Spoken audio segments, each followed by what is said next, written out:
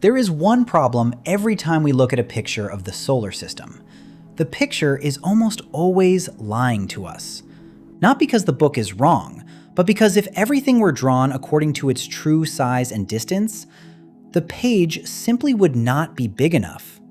So now let's try a different approach. We are going to shrink the entire universe until our brains can understand it just a little better. And this journey begins with a marble. Imagine shrinking Earth into a tiny sphere just 1 centimeter in diameter, about the size of a small marble. Every city, mountain, ocean, and every human who has ever lived would now fit inside a ball this small. So where would the moon be? At the same scale, the moon wouldn't be sitting just a few centimeters away from Earth, like it does in school diagrams. We would have to place it about 30 centimeters away from our marble. That seems simple enough, until we bring in the sun. With Earth only 1 centimeter wide, the sun would become a giant sphere more than 1 meter in diameter. And don't place it right next to Earth. Take that model sun, about 117 meters away. So if Earth were sitting at one end of a field, the sun could already be far beyond the other side. And between them, almost everything would be empty. No orbit lines, no blue background, no space decorations. For the most part, there would only be empty space. Now we move outward. Jupiter would be hundreds of meters away from the sun in our model. Saturn would be even farther.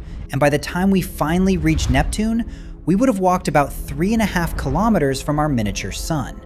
Remember, our Earth is still only 1 centimeter wide, so a solar system model that truly follows the correct scale is not something you could comfortably place on a table, and this is still the region very close to home.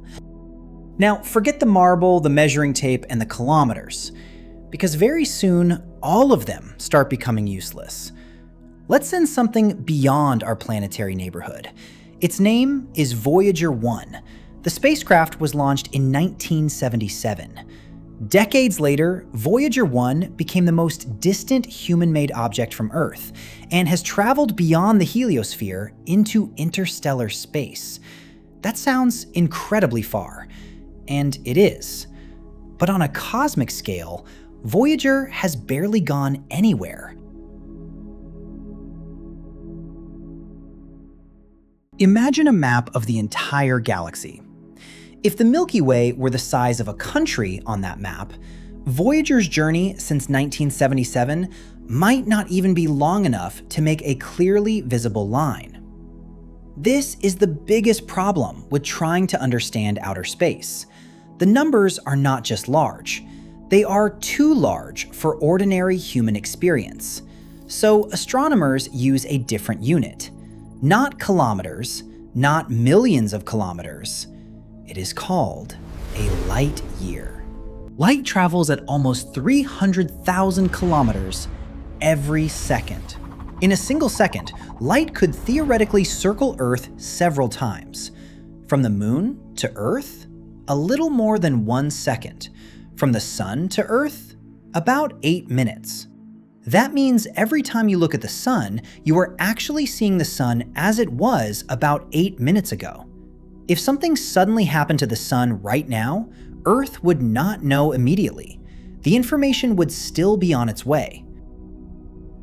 And now we head toward the nearest star, Proxima Centauri. Astronomically speaking, you could call it our neighbor. The problem is, this neighbor is more than 4 light years away, so even light, the fastest thing we know, takes more than 4 years to get there. Imagine shining a flashlight toward Proxima Centauri today. If somehow its beam remained visible throughout the entire journey, that light would not arrive until several years later. And that is only the house next door. Now let's pull back even farther. It turns out the sun is only one star inside a structure so enormous that the solar system is like a speck of dust, the Milky Way. Our galaxy is estimated to contain at least around 100 billion stars, and its diameter is roughly 100,000 light years. 100,000. That means even if you had an impossible spacecraft capable of traveling at the speed of light, and you left back when modern humans had not yet built cities, crossing from one side of the galaxy to the other would still take an incredibly long time. And the Milky Way is not the only galaxy. In the night sky, there is a faint glow called Andromeda. Under the right conditions, humans can see it with the naked eye.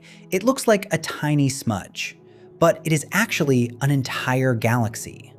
Andromeda is about 2.5 million light years away from us, so the light reaching your eyes tonight began its journey when our human ancestors lived in a very different world. We never truly see Andromeda as it is right now. We see its past.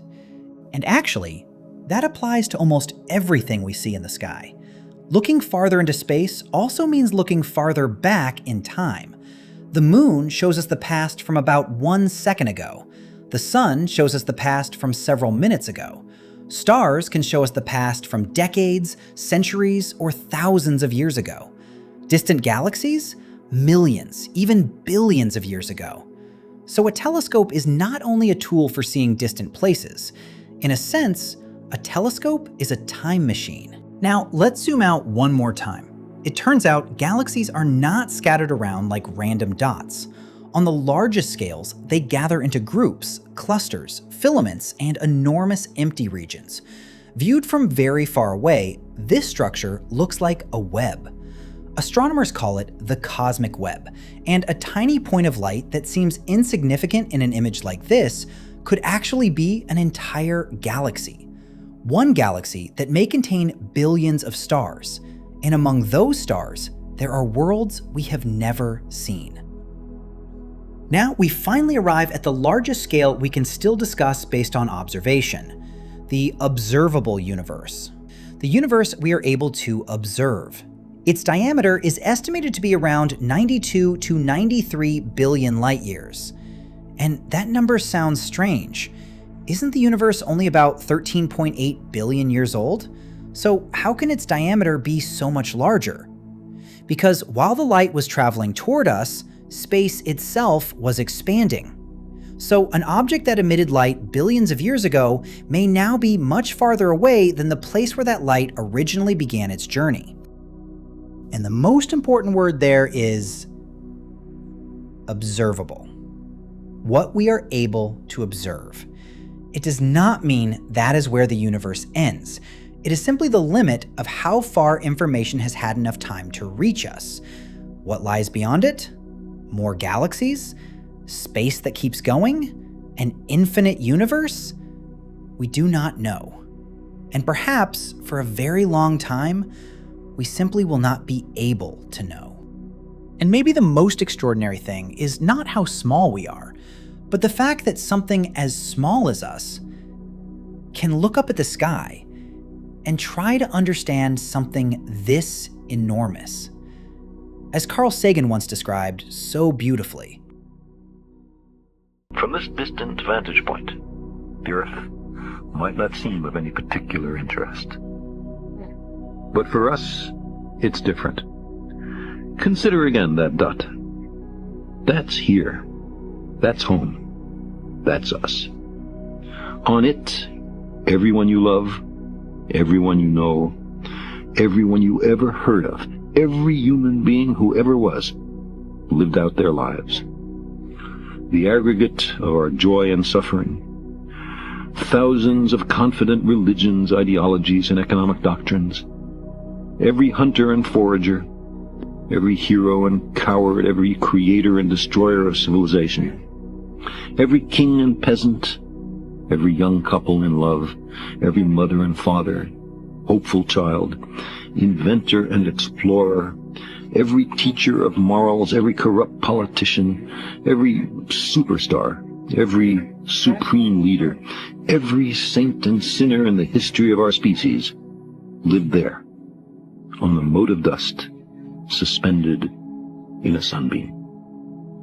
The Earth is a very small stage in a vast cosmic arena.